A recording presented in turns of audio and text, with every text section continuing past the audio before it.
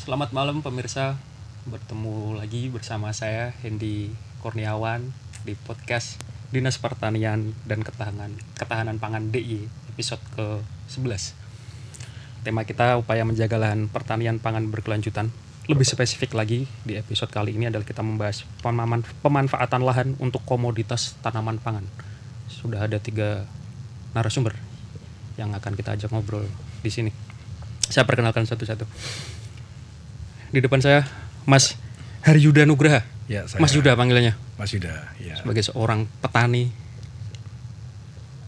milenial lah ya. Boleh. Yang membudidayakan ubi kayu. Ubi kayu. Betul, Cindy. Di sebelahnya Pak Heri Sulistyo Hermawan, PLT Kepala Dinas Pertanian dan Ketahanan Pangan DIY. Iya, malam Mas. Malam. Iya Mas Indi. Sehat Pak Heri ya? Alhamdulillah. Alhamdulillah. Di sebelah saya Mbak Andriana Wulandari, Mbak Dari, Siap. Ketua Komisi B DPRD DIY yang powerful sekali. Semangatnya Harus. terlalu menggelora. Harus semangat terus. Semangat. Selamat malam Mas Hendy. Selamat malam. Sehat ya, Tetap Mbak Dari, semangat sehat. Semangat sehat terus pokoknya. Alhamdulillah, Pokoknya alhamdulillah. Semuanya selalu berprinsip gaspol. Gaspol ya. Ya, kita akan ngobrol terkait dengan komoditi ubi kayu menjadi salah satu komoditi yang perspektif gitu loh. Seperti yang dilakukan oleh Mas Yuda. Ya. Kita akan bertanya ke Mas Yuda. Mas, bagaimana sih Mas pertama kali Mas Yuda terpikir untuk bertani ubi kayu ini yang bagi Kok enggak ubi-ubi yang lain? kalau Tapi menurut saya pandangan saya pribadi adalah anak muda sekarang sudah semakin meninggalkan dunia pertanian. Ya, dianggap nggak prospektif lah, kotor-kotoran lah gitu ya. Kenapa Mas Yuda sebagai anak muda loh Mas Yuda ini kok tertarik gitu? Bagaimana awal mulanya Mas Yuda? Oke, untuk awal mulanya itu berawal dari persahabatan, pertemanan. Jadi saya punya kawan SMA yang sekian lama nggak ketemu. Tahun 2021 akhir itu saya ketemu. Puji syukur dia sudah sukses, Mas. Oke. Ya kan? Dia sudah punya pengolahan ubi yang kapasitas produksinya itu sudah 7 hingga 8 ton per hari. Pabrik ya? Pabrik, G. Kemudian untuk pengolahannya market lokal itu dia ada 2, market lokal sama ekspor. Sorry Mas, dikelola dalam bentuk apa nih nanti jadinya? Dalam bentuk ceriping. Oh, ceriping singkong. Ceriping, ya, ceriping itu ada berbagai rasa. Kemudian itu kembali ke lokal, ada market lokal dan marketnya ekspor. Untuk lokal itu kebutuhan dia produksi itu kurang lebih menjadi sekitar 1000 bal itu dengan ekuivalen ke bahan baku itu 7 ton. Untuk ekspor itu dia per bulan itu 4 kontainer. 12 feet. Yang besar 16 feet. 16 feet. 16 feet. Itu ekspor ke Korea Selatan. Nah, dari situ saya kan melihat ini orang udah sukses ini, Mas. Nah, saya kan pengen ikut sukses. Tapi saya tidak mau istilahnya hanya mendompleng saja. Kira-kira apa nih yang bisa saya bantu juga? Diskusi diarahkan untuk, bro, kamu nanam singkong aja. Waduh, saya nggak punya background petani nih. Background saya kan ekonomi saya. Background pendidikannya. Background pendidikan. Kemudian background kehidupan, pengalaman ya apa yang menjadi peluang saya sikat. Oke. Gitu. Berjalan kurang lebih 6-7 bulan, saya sowan ke pabrik, kemudian ke lahannya. Dari situ saya memutuskan, oke, kita coba, disarankan kamu nanam sedikit dulu, 1-2 hektar. Tapi berhubung saya ada kebutuhan yang harus saya cukupi dalam sebulan, langsung saya putuskan di 12 hektar, Mas, singkong. Lahannya di mana? Lahannya di Banjarsari, di Kulon Progo. Kulon Progo. Ya, kecamatannya Samigaluh. Utara ya. Utara, ya. Gunung dong berarti. Betul. Lahan Betul, perbukitan. perbukitan. Ya. Di situ saya pun dapat info itu dari petugas Madukismo, pabrik gula. Ya. Jadi, Mas, ada lahan di sana 17 hektar. Saya langsung survei, terus rembukan dengan pihak kelurahan. Kita ukur ulang, available tinggal 12 hektar karena sisanya untuk warga yang mau nyewa juga. Baik, oke, saya putuskan. Proses reklamasi dari PG itu kan menggunakan traktor besar. Karena sebelumnya tebu kan ya berarti. Betul, sebelumnya tanamannya tebu. Begitu saya naik ke traktor, wah ini nggak bisa nih, pengolahannya harus pakai ini. Akhirnya saya putuskan pakai alat berat, pakai Bigo, Pak Bu. Yang PC 78. Oh gede ya? Kecil Pak. Itu kecil. Kalau yang besar karena akses jalan nggak bisa, diperbolehkan yang kecil. Langsung saya kerjakan itu 28 November, saya ingat sekali, 2022. Proses berjalan. Tanggal 1 Desember 2022 langsung saya nancep pertama kali singkong. 1 Desember berjalan. Nah, di antara pohon singkong ini ada kosong nih. Langsung saya tanam juga tumpang sari dengan kacang tanah. Begitu proses kurang lebih selesai tanaman terakhir itu di bulan Maret. Finish. Tinggal perawatan sampai kita nunggu proses panen. Gitu Mas. Dalam proses itu apa yang menjadi kendala utama ketika pertama kali Mas sudah memutuskan untuk terjun ke dunia pertanian sampai proses tanam selesai? Kendala itu bersyukurnya semua kendala itu terjawab dengan network yang sudah kami bangun. Misalnya pertama kendala terkait pupuk, itu saya kesulitan. Kemudian saya dapat akses informasi, Mas ini ada yang jual pupuk di sini. Oke, akhirnya saya bisa deliver. Kemudian untuk pupuk komposnya dari pihak kelurahan juga mensupport, memberi informasi bahwa sekitar itu ada kelompok peternakan dan itu kotoran hewannya itu banyak. Akhirnya saya buka, monggo siapa yang mau menjual itu ke tempat saya. Dan mereka juga bersyukur karena ada nilai ekonomi yang diambil dari kotoran hewan tersebut. Karena sebelumnya belum termanfaatkan? Mungkin dimanfaatkan untuk kemandirian petani juga paling kan kecil volumenya. Saya serap, saya olah sendiri. Jadi kami bisa memproses kompos itu secara mandiri. Menjadi layak untuk kita distribusikan ke lahan. Berikutnya kendala utama adalah cuaca yang menurut saya ini selama 6 bulan musim kemarau ini anomali. Sama sekali tidak ada hujan. Akhirnya ya sudah pasrah bongkoan saja. Tapi kita mengantisipasinya caranya dengan kocor. Oke. Ya kan, dalam satu batang singkong itu saya kocor 1 liter. Bagaimana caranya? Airnya dari mana? Di Lala masih ada sumur yang bisa mengeluarkan dengan debit air tersebut. Sumber warga itu. Jauh kah? Tidak. Distribusinya adalah saya pakai toren isi 1000 liter. Saya bawa ke mobil pickup ke spot tertentu, dari situ baru petaninya masukin ke drigen yang digendong, dikocor. Seperti itu sirkulasinya. Ya. Selebihnya ya tinggal masa panen ini aja, Pak. Ya. Gitu. Dan udah panen kan ya? Sudah berjalan panen. Jalan Sudah. panen. Untuk perdana ya? Perdana sudah. Berapa Mas yang dihasilkan? Artinya gimana? Berapa yang dihasilkan dari panen perdana? Hasil panen perdana per batang itu di range 3 hingga 4 kilo. Gitu. Tinggal nanti dihitung volume. Oke. Plus minusnya itu populasi tanaman singkong kami itu ada sekitar 110 hingga 120 ribu batang. Ya, tinggal dikalkulasi aja.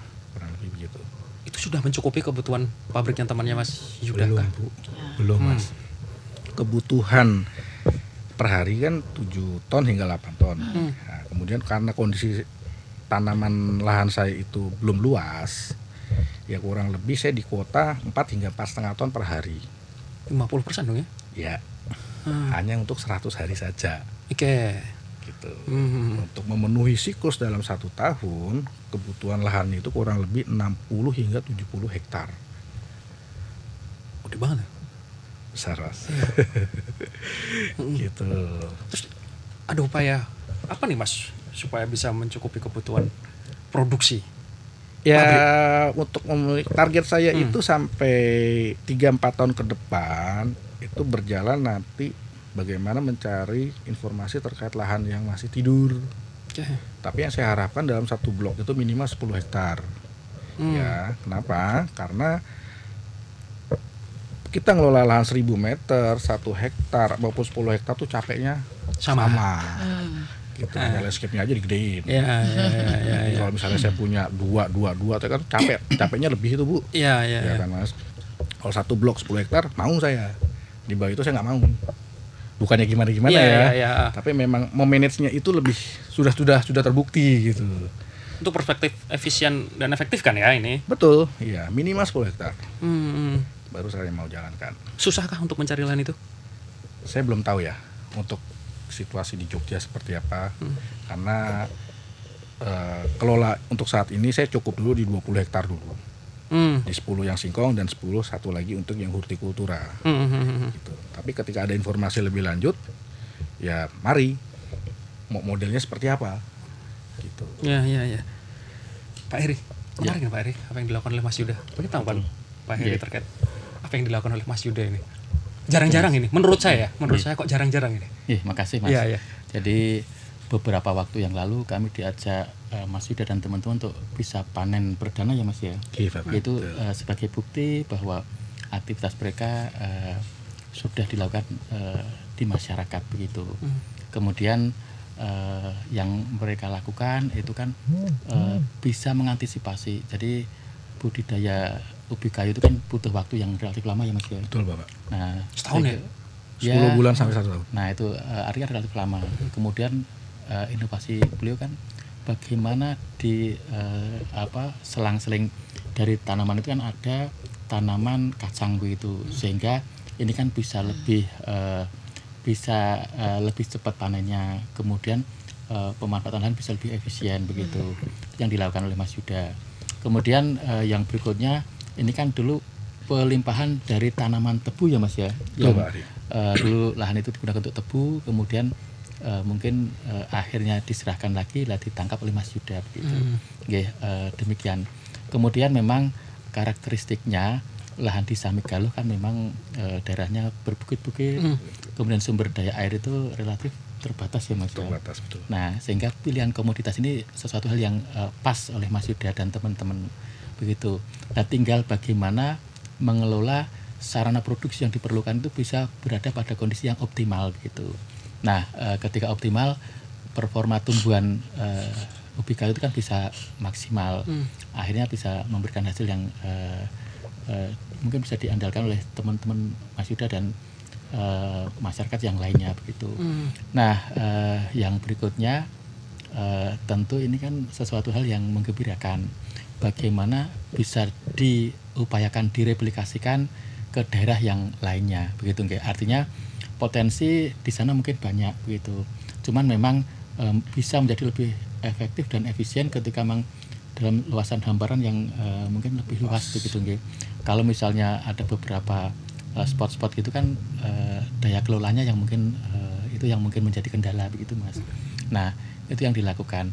Kemudian kalau kita melihat data produksi Jogja DIY begitu selama 5 tahun kan berfluktuasi Mas. Jadi rata-rata di produksi kita itu 750.000 ton per tahun sampai 1.050.000 ton per tahun. Artinya kan sebetulnya produksi kita itu bisa dikatakan banyak ya banyak, tapi kalau untuk memenuhi kebutuhan kita ya kadang-kadang itu masih terbatas begitu nggih. Nah, kemudian memang terbanyak itu di Gunung Kidul, Kulon Progo ini ya peringkat kedua begitu Mas. Nah, kemudian kalau untuk memenuhi kebutuhan masyarakat kita, ternyata pada saat panen raya itu mungkin bisa cukup, tapi ketika di waktu yang lainnya itu yang kadang-kadang susah begitu. Kebutuhan masyarakat kita kan banyak digunakan baik itu bahan pokok, artinya memang singkong yang dikonsumsi langsung, ada yang memang diolah, diolah menjadi mungkin tepung mokaf, tepung kasava, kemudian juga mungkin untuk dibuat gaplek, tiwul dan lain sebagainya untuk konsumsi manusia. Getuk juga, kemudian juga ada yang memang digunakan untuk pakan ternak. Kan ya juga merupakan kebutuhan yang harus kita siapkan begitu Mas. Nah, dari hasil olahan tadi itu kan bisa digunakan untuk berbagai produk pangan yang lainnya. Misalnya buat eksrol ubi kayu, kemudian juga ada roti, kemudian yang lainnya Mas ya. Itu kan yang bisa dilakukan oleh masyarakat. Nah, kemudian juga ada beras analog. Beras analog itu memang bahannya dari singkong kemudian dicetak seperti beras. Itu butiran kecil-kecil itu ya? Iya betul, itu yang dikonsumsi oleh masyarakat yang memang membatasi untuk mengkonsumsi karbohidrat dari beras begitu. Nah itu kan kebutuhan kita sebenarnya cukup banyak begitu. Nah terlebih ada peluang pasar yang tadi Mas Yuda sampaikan, ini bisa untuk sumber bahan baku produk yang akan diekspor, juga untuk produk lokal kita begitu. Untuk produksi singkong ya Mas ya. Nah itu demikian. Nah kemudian kebetulan beliau ini kan sebagai petani milenial begitu.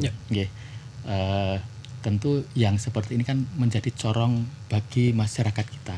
Artinya masyarakat itu kan polanya paternalistik, kemudian juga dia mencontoh figur yang sudah ada. Nah inilah contoh yang bisa dilakukan begitu. Kalau Mas Yuda tadi punya standar skala, ya kalau saya ISO 1 hamparan begitu, yang luasnya sekian begitu.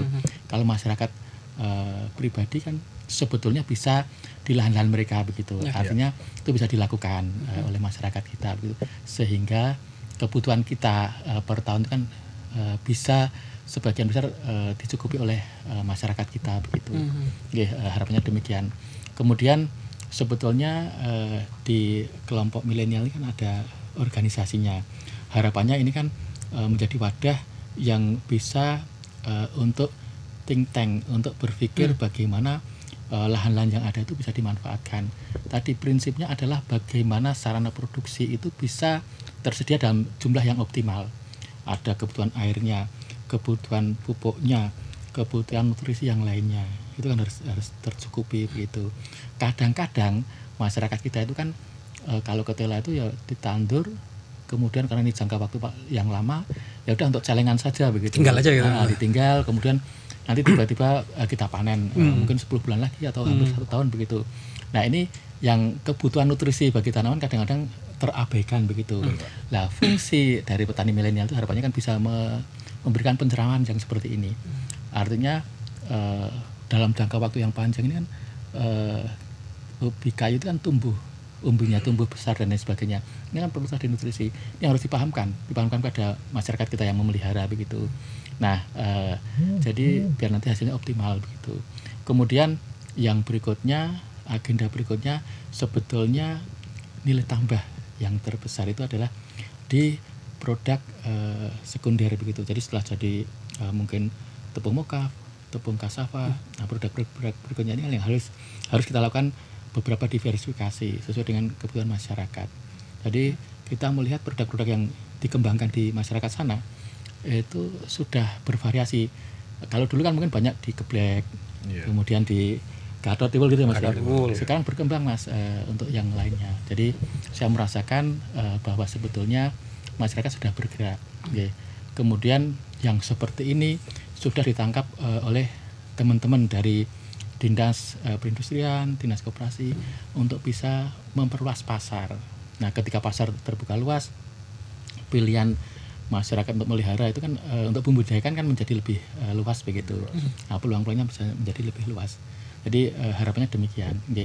Nah, memang profitas atau produktivitas yang kita lihat membuktikan bahwa di tempatnya Mas Yuda ini jauh lebih baik dibandingkan rata-rata yang ada. Karena memang mungkin ditangani secara intensif begitu ya Mas ya. Betul. Nah, itu yang kita lihat begitu Mas. Padahal dengan lahan yang saya pikir cukup sulit ya, karena nggak rata ya Mas ya. Cukup sulit, berbukit dan dia tanahnya tanah liat, banyak batunya Mas. Artinya memang tingkat kesulitan pertama kali saya terjun, nah saya di top itu Mas tingkat kesulitannya Mas.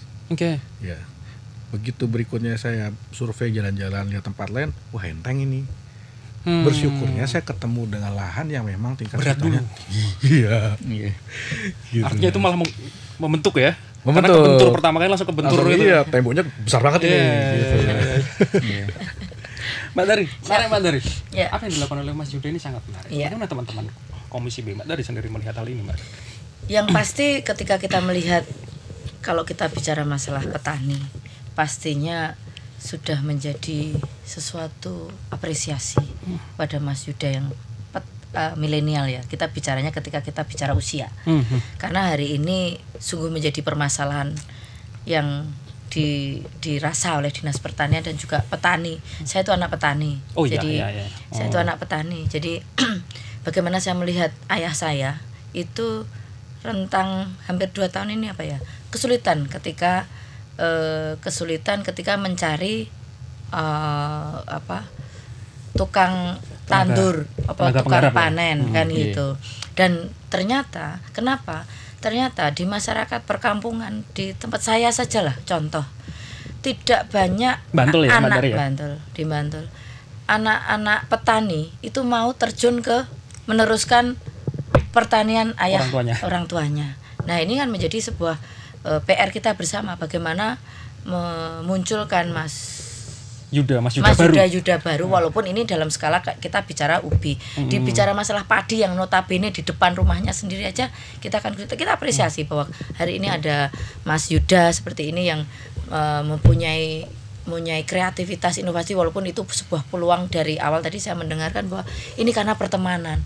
Loh, yang namanya rezeki itu kok pertemanan tidak harus bertemu dengan masalah modal. Dengan pertemanan ada sebuah peluang usaha dan segala macam itu ketika membuka jaringan, ataupun tidak hanya asal di rumah saja. Pasti ketika berealisasi dengan banyak orang, pasti yang namanya menemukan sesuatu, tinggal bagaimana niatan dan kreativitas anak-anak muda hari ini, kaum milenial ini, bagaimana menangkap peluang di sekitarnya untuk bagaimana menjadi sebuah petani-petani milenial yang ada. Ini yang bicara masalah petani milenial. Yang terkait bagaimana nanti masalah usaha, kita kalau hari ini bicara masalah pemanfaatan lahan untuk komoditas tanaman pangan, ya kan? Komoditas tanaman pangan kan. Ini juga tadi ketika bicara masalah Mas Yuda punya ruang, punya lahan dan punya kreativitas untuk mencari lahan. Karena memang skalanya sudah ada, istilahnya ketemu dengan perusahaan. Tapi sudah ada yang menampung gitu. Ada yang menampung. Tapi kita ketika bicara masalah bagaimana kita melihat fenomena di lapangan masyarakat, ini cukup menjadi sebuah PR bersama dengan Dinas Pertanian ini, walaupun sudah banyak sekali kami kemarin sebelum Pak Heri menjadi PLT-nya Pak Sugeng ini sering kita diskusi dengan Pak Sugeng. Ini banyak sekali juga sekarang hari ini membangun petani-petani milenial yang ada, walaupun dalam komoditas pertanian yang berbeda kan gitu. Kalau kita bicara hari ini, kita masalah bicara ubi, pastinya sebagai DPRD khususnya Komisi B melihat ini menjadi sebuah, hari ini podcast ini menjadi ruang untuk bagaimana melihat, karena orang Jawa, masyarakat hari ini, anak-anak muda ataupun kaum milenial pun bahkan masyarakat, kalau tidak melihat bukti real itu nggak akan meniru, tidak akan tergugah. Kalau diceritani, ini nanam singkong, menanam ubi, hasilnya sekian juta, sekian tapi ketika tidak melihat realita bahwa melihat sendiri dengan mata kepala sendiri, mereka tidak akan percaya. Maka hari ini pun menjadi tugas Dinas Pertanian dan Ketahanan Pangan DIY bagaimana membawa Mas Yuda ini kemana-mana, ke masyarakat untuk diikut menjadi entah narasumber di mana-mana. Ketika kita bicara ada program misalnya sosialisasi pemanfaatan lahan pekarangan untuk kaum milenial misalnya, program misalnya sosialisasi, ya usulkan aja ke DPRD, ataupun ketika kita bicara di dalam sebuah rapat kerja kemitraan misalnya, diusulkan Mbak Dari, kita akan menyasar anak-anak muda untuk menumbuhkan kaum milenial untuk menjadi petani misalnya.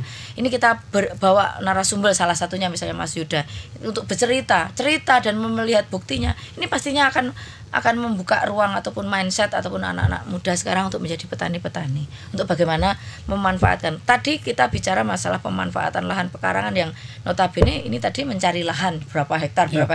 Tapi apakah bisa ini juga menjadi peluang masyarakat hari ini di desa-desa, maaf ya, entah di Kulon Progo, di Bantul khususnya.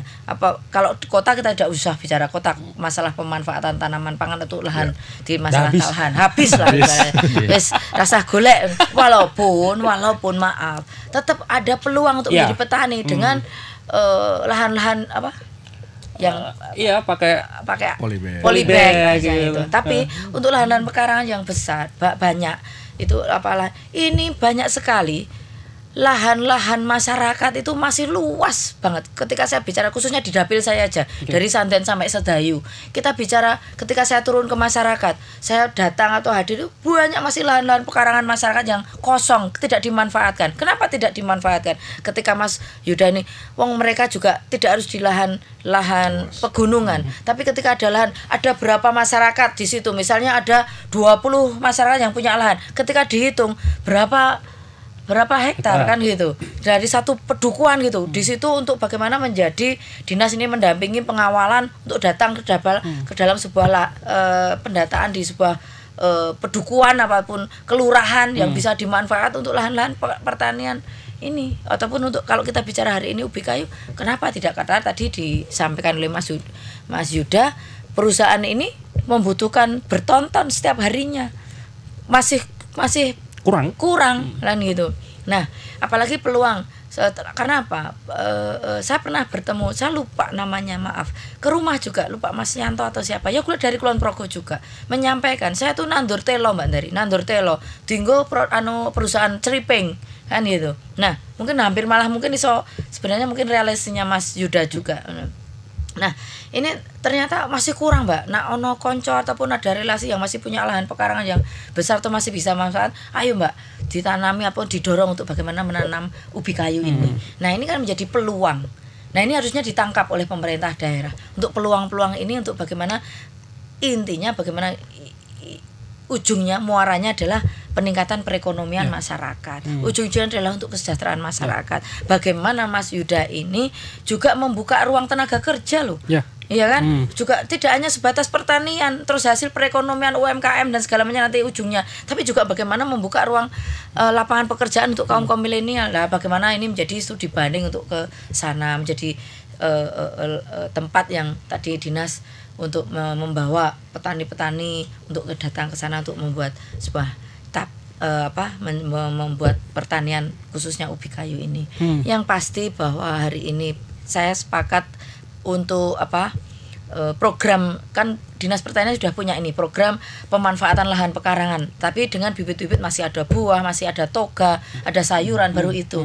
Tapi bagaimana ini juga menjadi sebuah inovasi baru misalnya untuk menyediakan bibit singkongnya yang lebih mudah, ataupun kalau kita bicara peluang kan itu. Tapi hari ini masalah pemanfaatan lahan pekarangan, program pemanfaatan lahan pekarangan untuk KWT petani-petani perempuan ini juga masih kekurangan, masih banyak yang membutuhkan, tapi keterbatasan program juga anggaran pemerintah daerah dari Yogyakarta. Kita pastinya masih kita dorong, kita juga apresiasi buat dinas bahwa pemanfaatan lahan pekarangan ini benar-benar menyentuh betul. Nah, ini memang kami Komisi B pastinya masih tetap nanti di program ke depan, untuk kedepannya kemarin masih menjadi support program kegiatan untuk didok anggarannya. Yang jelas pastinya untuk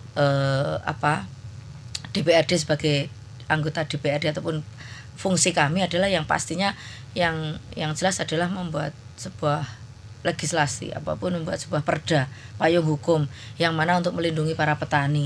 Kan yang jelas pemberdayaan petani ini juga sudah kita wujudkan. Terus perda untuk ketahanan pangan berkelanjutan juga sudah kita dok di DIY ini.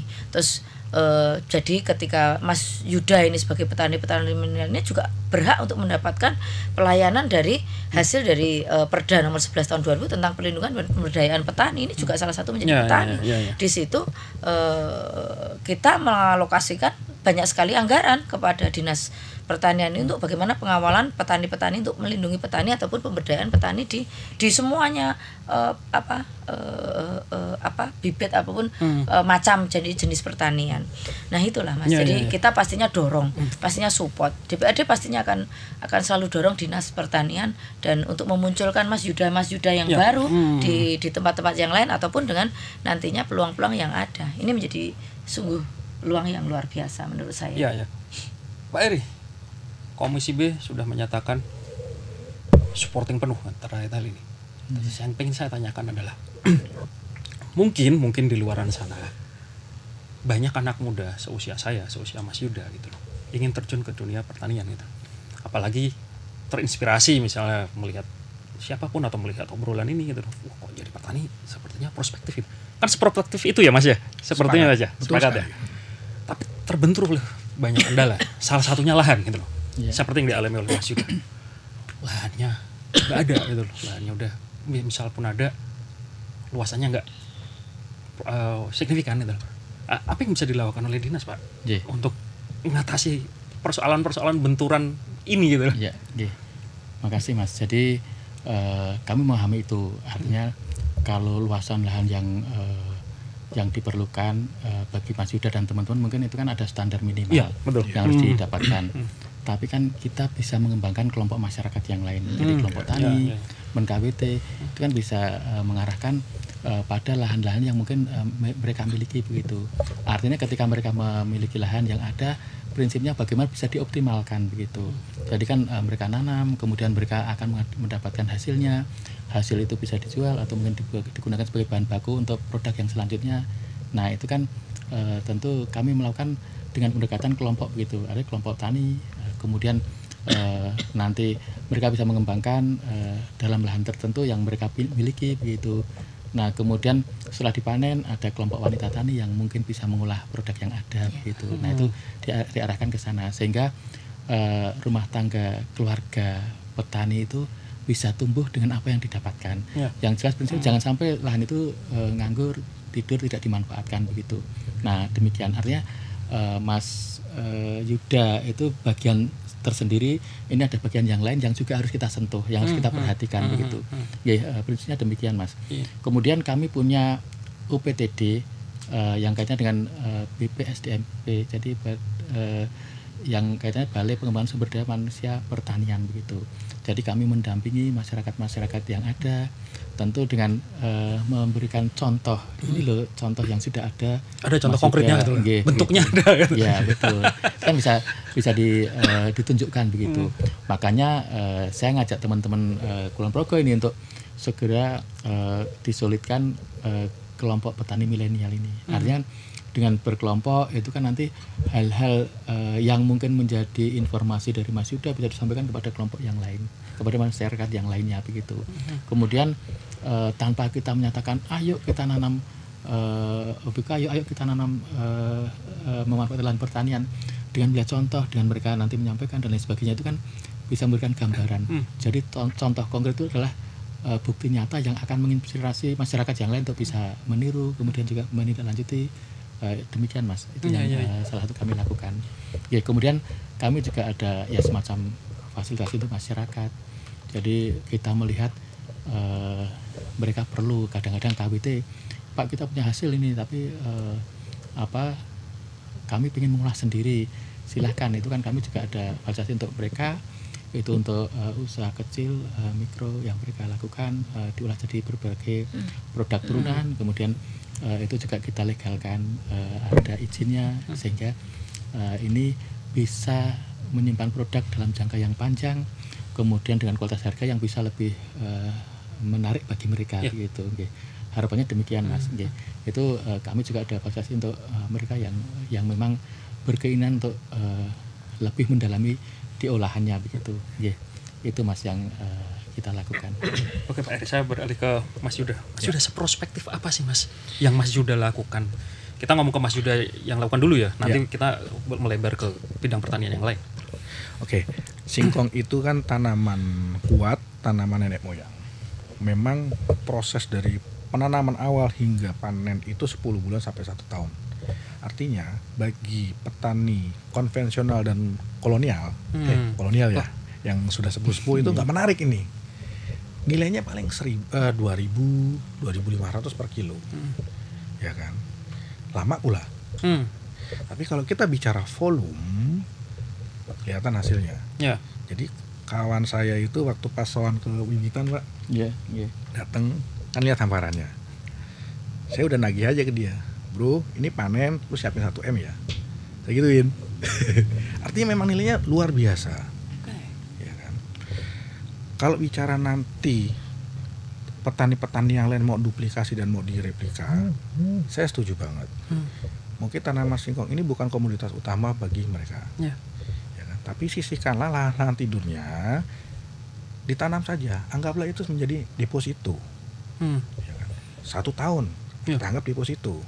Karena berpikir ekonomi saya, karena saya orang ekonomi, saya berhitung total, saya dapat margin sekian persen nih daripada saya taruh uang di deposito. Ya kan? Gak ada apa-apanya ya? Gak ada apa-apanya. Menarik ya? Berlipat-lipat. Kita naruh uang di deposito, yang kita dapatkan cuma kita sendiri. Iya. Ketika kita investasi di dunia yang singkong, yang kita berikan bukan apa yang kita dapat loh, tapi kita memberikan juga. Teman-teman petani yang ikut saya itu yang bapak-bapak ada 16 orang. 16 orang? Yang ibu-ibu KW itu kurang lebih ada sekitar 10 orang.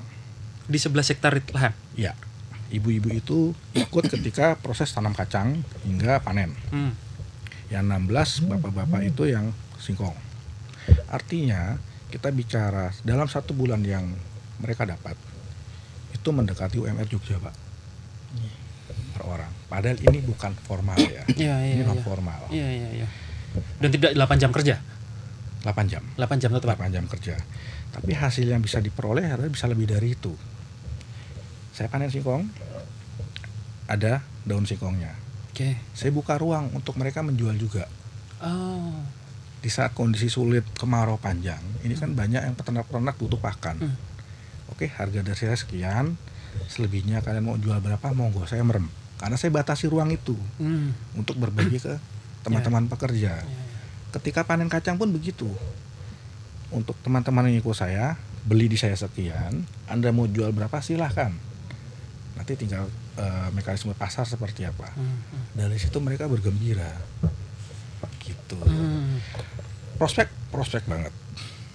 Itu bahwa saya punya kantong kurang lebih sehari 7 hingga 8 ton selama 1 tahun.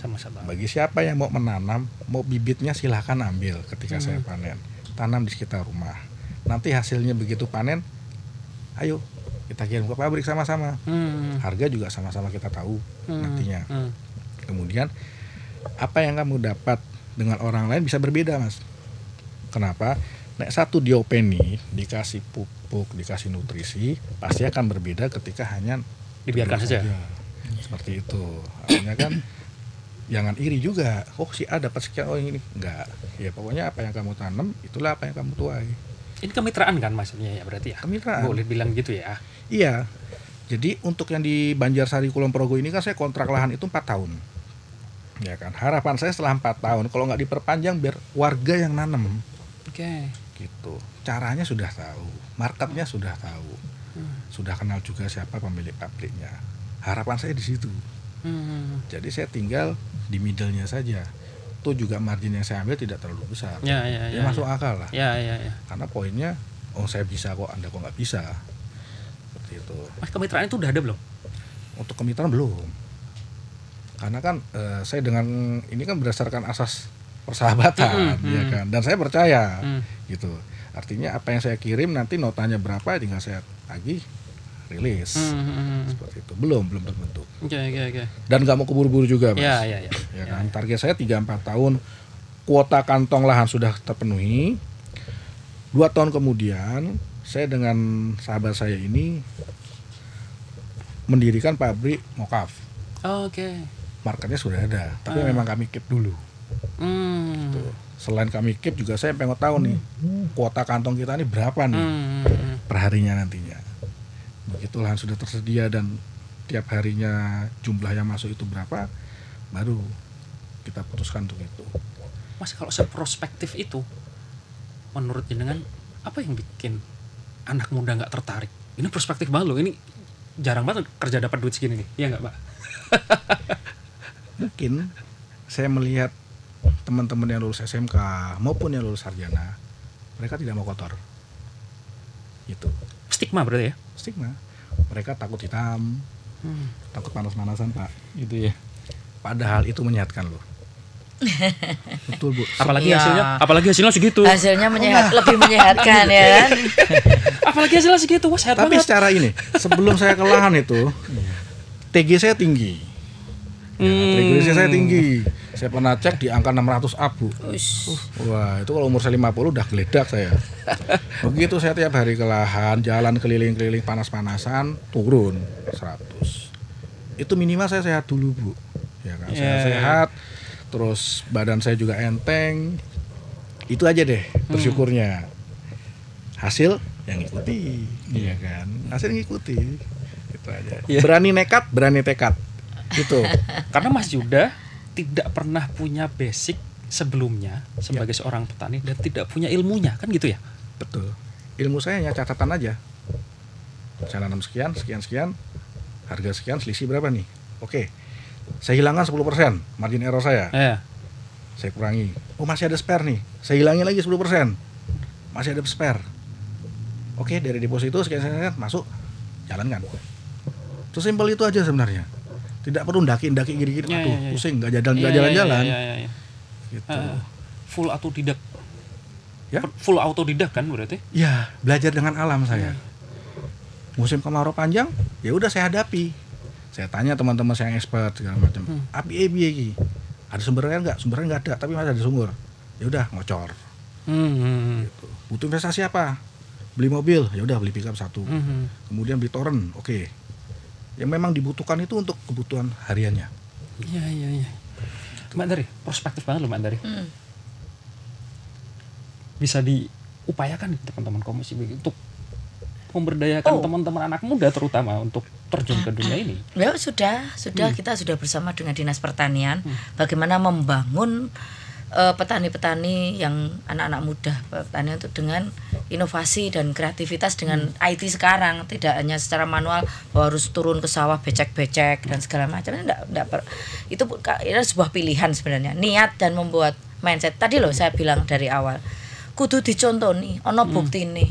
Ketika ada contoh, ada bukti, pastinya yang namanya orang itu nanti akan tergugah, minimal tergugah dulu. Masalah nanti pasti bicara masalah urusannya karo anggaran. Lah inilah di permasalahan seperti ini adalah pemerintah hadir di tengah-tengah di tengah-tengah permasalahan ini. Mungkin Mas Yuda ini sebelum Pak Heri ini hadir untuk mengundang panen raya misalnya. Selama ini juga mungkin opo saya tak jaluk neng Dinas Pertanian kan nggak pernah mendapatkan bantuan, tapi mereka punya inovasi kreatif sendiri, punya niatan dulu untuk bagaimana membuka peluang usaha untuk peningkatan ekonomi pribadi dulu kan. Tapi dari niatan itu makanya dibuka mindset. Ini adalah dalam rangka bagaimana tadi muncullah bisa dari Dinas Pertanian memunculkan program sosialisasi BIMTEK dan segala macam untuk mencasak melalui teman-teman dewan kan, melalui kegiatan-kegiatan sosialisasi pemanfaatan lahan pekarangan misalnya. Kan itu sudah dilaksanakan. Nah, makanya tadi saya sampaikan, lanjutkan Pak Heri. Lanjutkan dan nanti usulkan untuk bagaimana. Nah, kalau volumenya kemarin misalnya hanya 10 ditambah menjadi 20 misalnya. Ini kan hanya bicara masalah volume ataupun paket yang ditambahkan kan gitu. Karena ini benar-benar bermanfaat dan tadi saya menyampaikan ketika saya turun khusus di wilayah-wilayah tertentu lahan pekarangan itu masih banyak. Mungkin tadi kalau bicara masalah peluang bisnis akhirnya bicara ketika orang sudah ada sosialisasi, ada contoh, ada istilahnya misalnya nih dalam satu sosialisasi Mas Yuda didatangkan jadi narasumber salah dari dinas misalnya. Dari dinas mendatangkan narasumber untuk menyampaikan bahwa ini loh pemanfaatan. Pastinya ketika teman-teman milenial ini punya ada tergugah walaupun itu penyaringan karena alam kayak gitu yang betul. Namanya tetap alam yang akan menseleksi kan gitu. Tapi itu harus dilakukan untuk bagaimana memunculkan petani-petani milenial ini ketika kita bicara masalah milenial. Tapi ketika kita bicara bagaimana produksi lahan pertanian untuk produksi ubi kayu yang masih hari ini DIY masih kurang mencukupi untuk kegiatan mensupport perusahaan-perusahaan yang bahan bakunya dari ubi kayu, ya inilah munculkan pertanian pemanfaatan ataupun tanah-tanah khas yang notabene ada di daerah Yogyakarta. Pastinya punya data, dari dinas punya data. Di mana sih lahan punya pemerintah yang bisa dikelola. Kalau memang ini ada istilahnya pembicaraan, tapi juga harus dibantu dalam rangka bagaimana Dinas Pertanian harus ngomong mbek perusahaan ini. Ono dilse, tiwas mengko wis mendorong ternyata tidak terserap. Ya ini kan akhirnya menjadi juga blunder ke depan akhirnya lah kan ngono. Kono wis ragat ini sudah semangat tapi ternyata lah ini harus pendampingan. Tadi kita bicara masalah bagaimana pendampingan Dinas Pertanian dan Ketahanan Pangan DIY untuk melaksanakan berbagai kegiatan dari pendampingan, penyuluhan untuk penguatan kelompok tani di daerah Yogyakarta. Ini harus dilakukan terus-menerus berkesinambungan karena hari ini juga tadi kita perlu pahami bersama bahwa ketika ini tidak dibangun banyak sekali alih fungsi lahan pertanian hari ini dan notabene misalnya contoh semakin menurun lahan pertanian di DIY ini semakin menurun. Nah, ini harus menjadi PR dan menjadi pemikiran dari dinas pemerintah daerah, dalam hal ini Dinas Pertanian, bagaimana untuk mempertahankan lahan-lahan pertanian. Nah, salah satunya lahan pertanian ketika bicara ya wis rasa nandur pari tok ya, tadi ada ubi, ada kacang, ada di lahan yang lain. Pemanfaatan lahan pekarangan pastinya komoditas untuk ketahanan pangan, bagaimana memunculkan tanaman pangan yang lain, tidak hanya notabene padi. Nah, ini harus juga ini mindset. Dan karena apa? Misalnya saya punya anak 2, saya cuma punya lahan 100 meter persegi misalnya, saya bagi 2 untuk jadi ya wes engko anak-anak saya kedua semakin kecil tuh ya anak-anak saya punya lahan yang untuk beli lahan untuk membuat rumah, pastinya itu lahan pertanian akhirnya menjadi rumah kan gitu. Untuk bagaimana keluarga ini harus dipikirkan juga ke depan.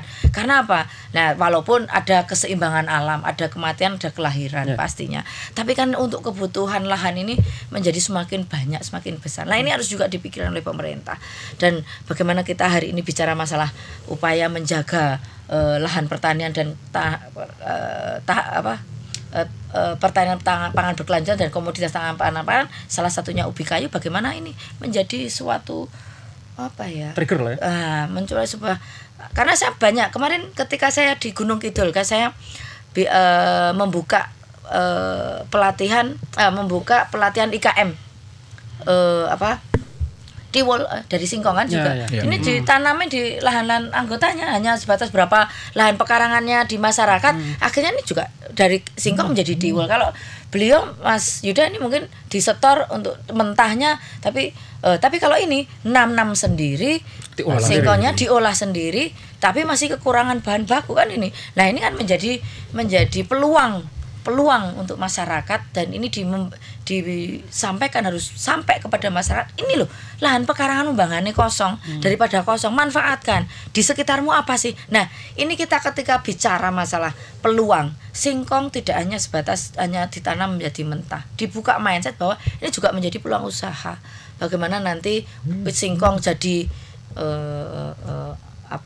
olahan-olahan makanan yang lain, ada tiwul, ada macam-macam tepung dan segala macam, kan ini bisa menjadi peluang mereka. Sehingga bagaimana mendorong, membuka mindset masyarakat untuk menanam ubi kayu ini benar-benar menjadi sebuah program yang mungkin bisa diusulkan ataupun didorong kepada masyarakat. Karena apa? Tadi peluangnya masih besar.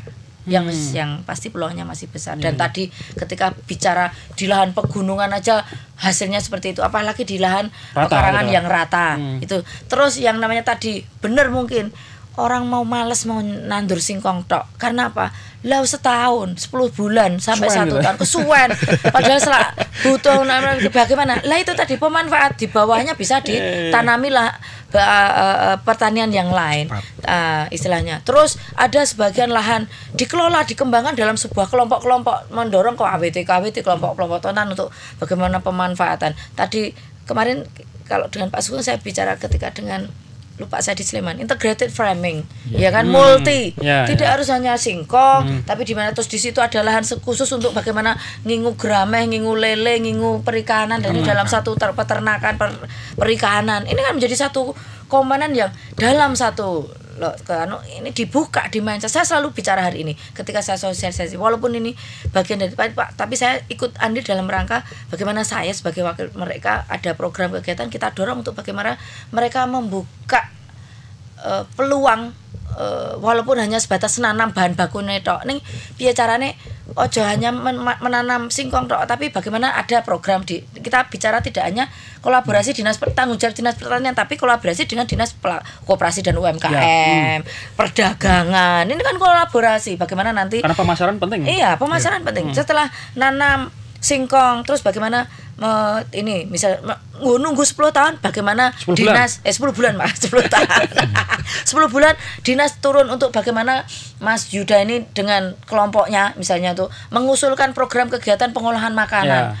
Singkong jadi ceripenya, terus nanti setelah pelatihan mendapatkan alat masak kan. Setelah bicara itu bisa diolah sendiri, ada satu kelompok mengolah menjadi makanan singkong jadi diwal misalnya, misalnya atau singkong jadi tripping, pasti bicaranya ke UMKM, masalah perizinan, PIR, TH, kekayaan intelektual, sertifikasi halal, dan pasti merek dagang. Ini bicara bekerja sama dinas dari pertanian, dinas UMKM, pasti bicara nanti terus masalah bagaimana pemasaran perdagangan. Nah, kan gitu. Pasti istilahnya pelatihan digitalisasi marketing misalnya. Ini ada di semuanya. Kita dorong ini. Jadi peluang itu tidak hanya menanam tok, tapi bagaimana peluang menjadi UMKM, menjadi pelaku-pelaku UMKM, menjadi akhirnya menjadi pelaku-pelaku usaha, menjadi bos-bos ataupun pedagang-pedagang yang luar biasa. Digitalisasi pastinya nanti bisa menjual tidak hanya di sekitarnya, tidak hanya di perusahaan khususnya di wilayah DIY misalnya, kalau ada bisa di luar DIY, bisa bahkan ekspor. Kan ini kalau bicara kita ini ekspor. Itu ekspor tempatnya Mas Yuda. Makanya gitu. Apalagi peluangnya masih banyak. Lan kolaborasi. Nah, ini yang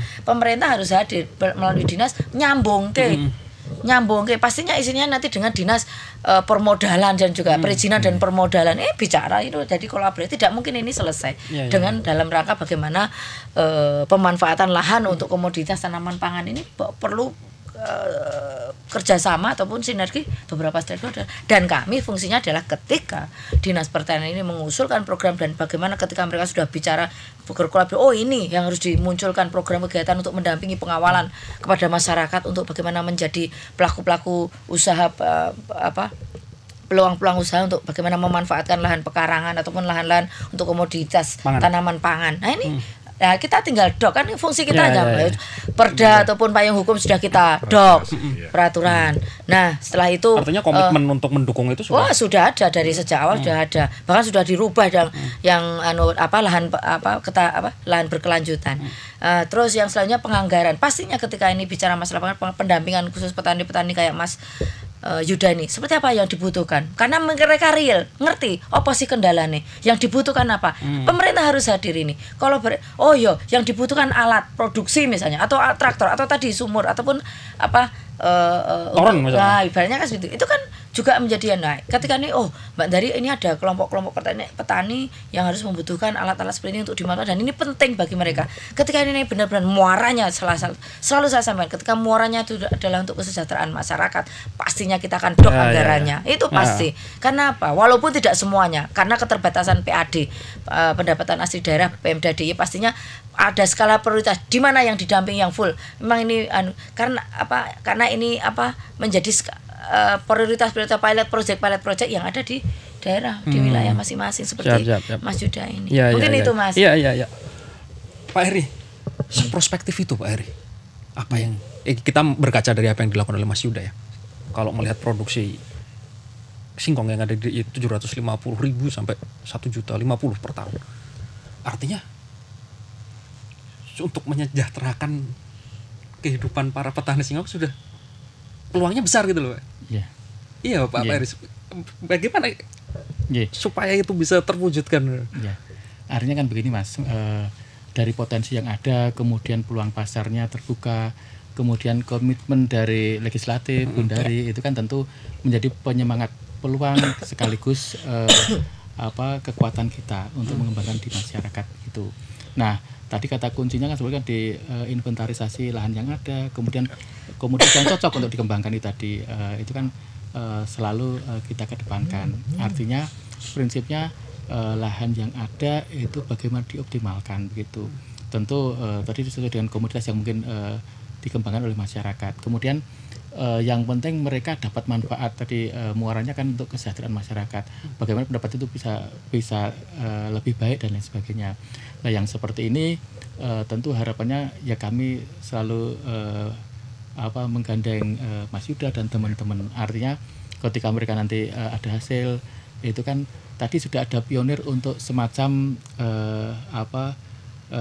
kerjasama begitu. Nah, ketika itu nanti produknya bisa cocok dengan apa yang diinginkan oleh Mas Yuda dan teman-teman, kan bisa ditindaklanjut tadi begitu. Kemudian yang berikutnya, kalaupun tidak, masyarakat kan tetap itu tadi bisa mengembangkan kepentingan mereka sendiri begitu. Nah, kemudian tantangan yang berikutnya kan itu tadi yang jangka waktu yang lama, itu kan bagaimana mereka ada panen yang mungkin lebih pendek begitu. Nah, kemudian yang berikutnya kebutuhan sarana produksi yang sangat vital, sangat diperlukan. Oh, ini ada ada perlu pupuk gitu, pupuk organik gitu. Ini yang dihasilkan oleh masyarakat kita. Nah, tadi Bun Dari sampaikan ini kan harus ada integrated farming gitu, ada pertanian terpadu. Lah masyarakat punya ternak, kemudian ternaknya bisa dikasih pakan dari tadi kacang tanaman kacang yang dihasilkan. Tadi kan disampaikan silakan jangan panen, harganya sekian, kemudian nanti silakan mau dijual berapa. Itu kan sebetulnya peluang-peluang yang bisa dilakukan oleh masyarakat. Jadi intinya bagaimana pertanian terpadu itu bisa dilakukan oleh masyarakat sehingga inputan sarana produksi itu bisa disiapkan oleh mereka. Sisa hasil panen renting tadi itu kan bisa digunakan untuk pakan begitu, sehingga siklus itu kan bisa berjalan optimal. Nah, kebutuhan itu kan bisa dipenuhi oleh mereka sendiri begitu. Nah, yang penting itu tadi Mas, kita kuatkan di aspek produksinya, kemudian peluang pasarnya juga kita gandengkan, sekaligus mereka juga kita buka peluang untuk bagaimana kelompok wanita tani itu bisa menindaklanjuti untuk kepentingan mereka begitu. Nah, kemudian yang berikutnya, terima kasih ini Bun Dari diingatkan kolaborasi dengan institusi lain, dengan dinas lain begitu. Artinya biar nanti lebih fokus, lebih terspesialis begitu. Nggih.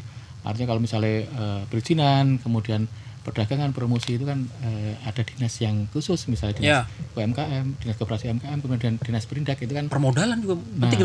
Betul Pak itu. Nah, sehingga biar kita nanti bisa bersinergi begitu harapannya. Nggih. Demikian. Susah nggak mencetak Mas Yuda baru ini Mas? Seberapa susah? Karena kalau saya bilang Mas Yuda ini kalau bahasa sekarang influencer kan gitu, ya kan? Orang yang menginspirasi, menginfluence gitu loh. Seberapa susah Pak Heri? Nah, itu kan ya kita berupaya Mas. Jadi kalau mereka bisa disentuh ini loh potensi yang di depan mata kita, yang di depan kita itu seperti ini. Kemudian mereka tahu sisi manfaatnya. Nah, dengan tidak perlu banyak kita berbicara ke mereka, tapi dengan bukti-bukti yang ada. Jadi peran influencer atau petani milenial tadi dioptimalkan, itu mereka akan tergeret Mas. Nah, kemudian mereka kan pertama tertarik dulu Mas. Kemudian yang kedua kan bagaimana mereka itu bisa ditumbuhkan begitu. Sehingga perlu mentor-mentor yang memang pas begitu. Nah, kalau tadi Mas Yuda ini sebagai milenial begitu menjadi mentor yang di juniornya itu kan mesti akan lebih pas dibandingkan misalnya dengan kelompok-kelompok yang lain. Itu kan seperti itu Mas. Karena bahasanya relate gitu, kalau anak sekarang bilangnya relate gitu. Gitu Mas. Sefrekuensi gitu. Iya. Itu kan mereka butuh mentor Mas, gitu. Kalau mereka cari sendiri kan bisa jadi jalannya itu kan bisa lama, kadang mungkin arahnya belum pas, tapi kalau sudah ada mentornya juga. Nah, gitu Mas.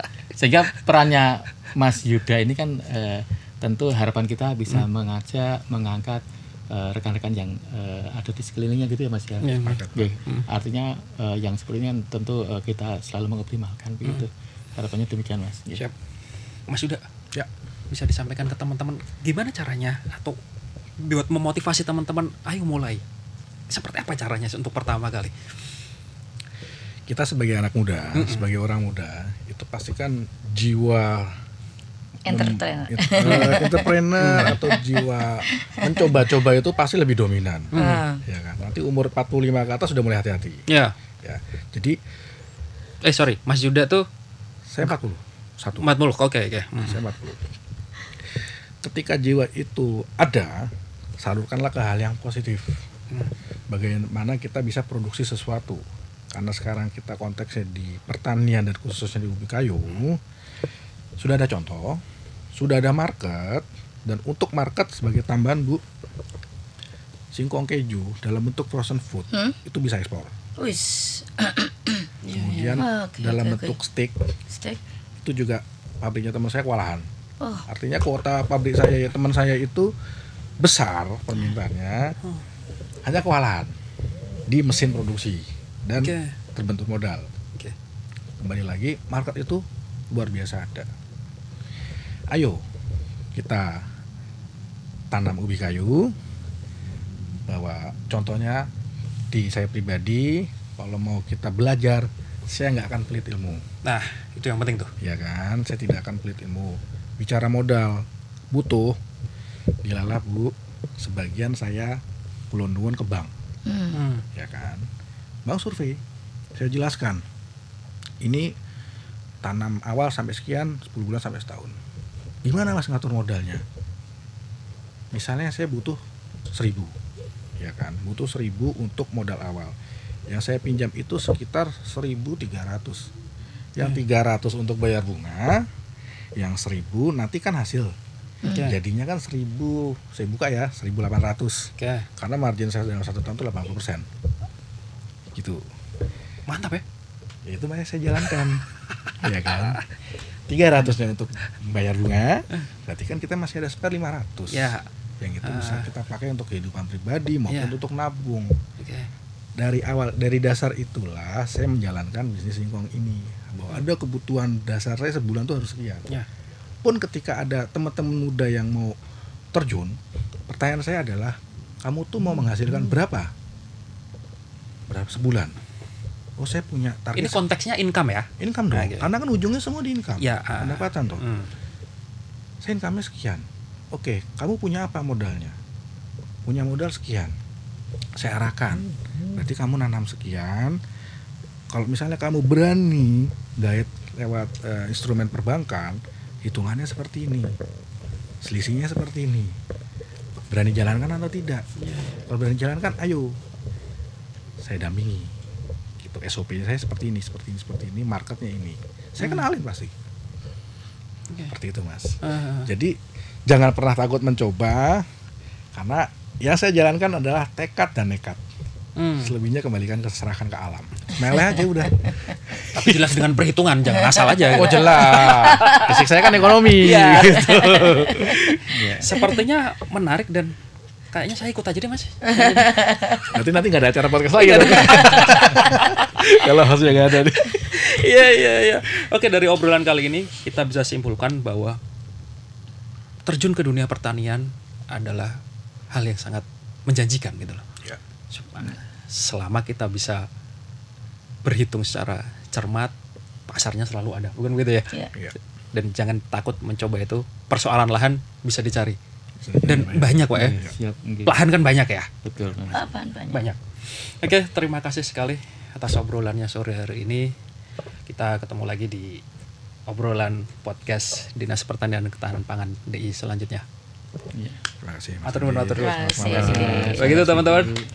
Ketemu lagi bersama saya Hendy Kurniawan di podcast Dinas Pertanian dan Ketahanan Pangan DI berikutnya. Assalam. Matur nuwun. Terima kasih Mas Hendy. Dirubah menjadi ternak yang lebih unggul dan lain sebagainya begitu. Ada hal-hal yang mengarah ke sana. Kemudian secara prinsip dari inventarisasi tadi kan kita bisa mengucurkan sesuai dengan kondisi yang ada. Kemudian bagaimana peran pemerintah itu memberikan stimulasi kepada mereka akhirnya menyadari bahwa ini penting dilakukan. Lah mereka juga mengarahkan bagaimana bisa menjadi lebih optimal begitu. Sebagai misal kami juga memberikan semacam bantuan untuk membuat panti benih bawang misalnya seperti yang selama ini masyarakat menanam bawang itu dari umbi itu tentu kalau kita lihat harga satuan per hektarnya itu butuh banyak begitu. Nah kami fasilitasi dengan model panti pembibitan. Nah itu mereka bisa pelihara dari biji. Mungkin butuh waktu lama, tapi ini terkondisi secara baik. Mereka memelihara dari kecil begitu, dari bibit, dari biji sampai bisa dimanfaatkan oleh masyarakat. Nah ini harganya bisa lebih dihemat. Yang tadinya 50 juta per hektar ini bisa sampai 10 juta. Artinya ada penurunan sampai mungkin 80% begitu. Yang sebenarnya sedang kita kembangkan. Kemudian bagaimana yang berhasilkan bisa tersalur kepada masyarakat yang membudidayakan, yang memelihara untuk bisa sampai panen begitu. Ini kan juga upaya-upaya yang kita lakukan begitu. Kemudian pada saat musim yang susah, masyarakat bisa panen cabai secara baik. Harga sekarang kan bagus. Tadi Buning sampaikan, kalau saya sebagai masyarakat harga tinggi itu malah seneng ya Bu ya. Iya. Artinya dalam artian mohon maaf ini motivasi sendiri dalam artian masyarakat itu berarti ternyata ada yang bisa memelihara. Kemudian ternyata pasarnya juga terbuka luas. Nah, yang seperti ini kan memberikan inspirasi bagi masyarakat yang lain. Loh ini bisa panen pada saat yang kondisi susah sehingga harganya baik. Nah, seperti itu karena permintaan kan tidak mempengaruhi, kadang tidak mempengaruhi yang seperti itu. Harga tinggi pun kalau masyarakat tertentu mereka beli ya Bu ya. Karena kalau tanpa cabai misalnya mereka karena butuh gitu. Ya karena akhirnya butuh, mereka mahal harus pun dibeli. mengkonsumsi begitu sehingga harganya bisa bagus dan lain sebagainya. Itu kan ada inspirasi hasil-hasil yang sudah dilakukan oleh masyarakat. Mereka bisa sampai panen itu mesti ada sarana yang disiapkan. Nah, mereka sudah bisa mengantisipasi itu dan lain sebagainya begitu Mas. Artinya seperti itu. Okay. Siap. Kita berada di akhir obrolan ini. Yeah. Yang bisa kita garis bawahi adalah kita sepakat bagaimana mengolah, memanen air menjadi hal yang krusial untuk melanjutkan ketahanan pangan yang berkelanjutan. Begitu teman-teman, bapak-bapak dan ibu-ibu. Siap. Kita ngobrol-ngobrol lagi di lain waktu. Yeah. Untuk tema pertanian yang selanjutnya. Yeah. Terima kasih. Makasih Mas Hendy. Yeah. Ya, begitu akhir obrolan kita di podcast Dinas Pertanian dan Ketahanan Pangan DIY episode ke-10. Bertemu lagi di episode selanjutnya bersama saya Hendy Kurniawan. Selamat malam. Matur nuwun.